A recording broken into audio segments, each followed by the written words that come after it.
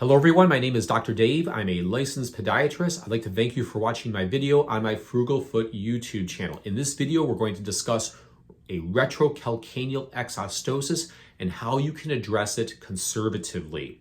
So let's take apart this term first, retrocalcaneal exostosis. Retro means behind. Calcaneus, that's the name of the heel bone. All right, so it's behind the heel bone. Exostosis is another word for bone spur. All right, so I have a patient, let's say, who comes into my office and they complain of pain behind their calcaneus. Well, the first thing I need to do is I need to rule out an Achilles tendon rupture or Achilles tendonitis. Now, most of the time, Achilles tendon problems will be in this area up in here, but that has to be checked out. So make certain you do get that differential diagnosed by your doctor in case you have that. You don't want to make that mistake. Second, if that's negative, then I'm going to concentrate more on the heel bone itself. And I want to take an x-ray because the x-ray is going to help me rule out other problems in the heel bone, like a fracture or a tumor, something like that.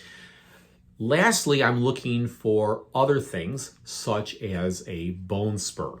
Now, why would a bone spur be on the back of your heel bone? Well, the Achilles tendon runs down the back of your leg and it inserts into the calcaneus, into the heel bone in this area back in here. Well, for whatever reason, if that Achilles tendon is pulling on the heel bone for a long period of time, the bone will start to grow and it will create a spur. Now, does that mean that's going to cause pain? No.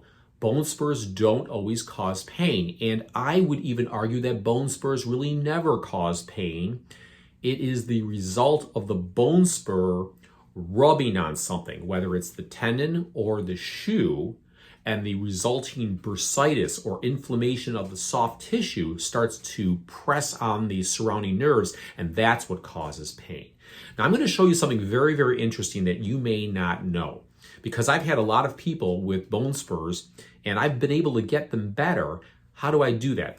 Well, let me show you something on the back of your heel bone. So this is the inside of the foot, and here's the outside of the foot, and I'm going to simply turn the foot pointed down, so the toes are down, and we're going to look at the inside of that heel bone. If you can see it, it's kind of rounded here, okay? But now look at the outside of that heel bone. Get my face out of the way. There we go. All right?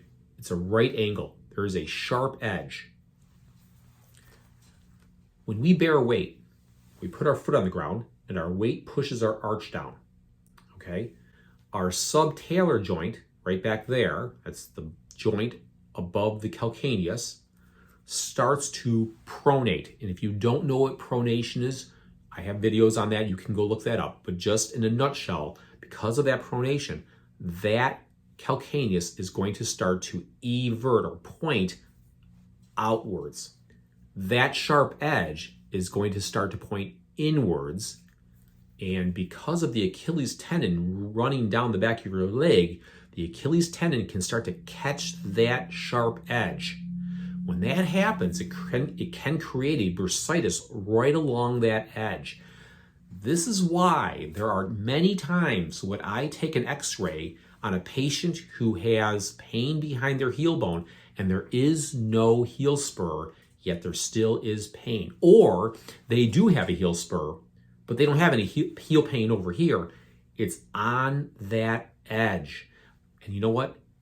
In my experience, more often than not, that is what causes the pain. So the Achilles tendon running down the back of that leg into the heel bone, but now the heel bone is everted like this, and it's rubbing right along that sharp edge, and that causes irritation, and that causes bursitis, and that causes a complaining patient to come into my office.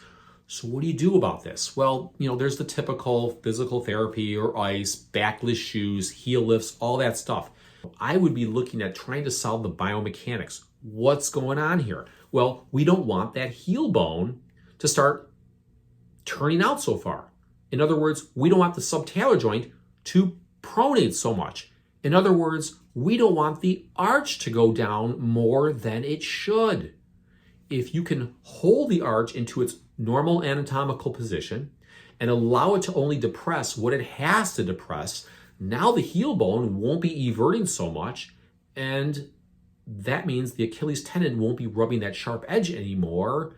And over time, the swelling has the potential to go down and the problem goes away conservatively. So what does that mean? You have to go to the store and buy an arch support? Well, you can do that, and you will probably fail on that attempt, because nothing over the counter is going to be able to hold that arch up, because nobody is the model for the arch support company. So something over the counter probably is going to be very, very unsuccessful. How about something custom made? Yes, that's the trick here. But the trick is that when it's custom made, it has to be fitting the arch perfectly, and it has to be calibrated. Otherwise, it's going to compress too far and the heel bone will turn out too far. Where does that lead us? Now you have to leave this video and you have to go watch my video series on orthotics, because in my opinion, if you're not doing that type of insert, you're really going to struggle with this. I really used to have a lot of hard times fixing this problem with other types of orthotics that just didn't fit the arch correctly and weren't doing anything to keep that heel bone in a more normal anatomical position. So check that out and see where that leads you. And I hope that if you have this issue, that will help you find some success. Discuss this with your doctor. As always, I can't give you a diagnosis. You have to discuss this with your doctor and get the proper diagnosis and follow their orders for proper treatment. If you learned something from this video, please give it a thumbs up. I'm Dr. Dave, and I'll see you on my next video.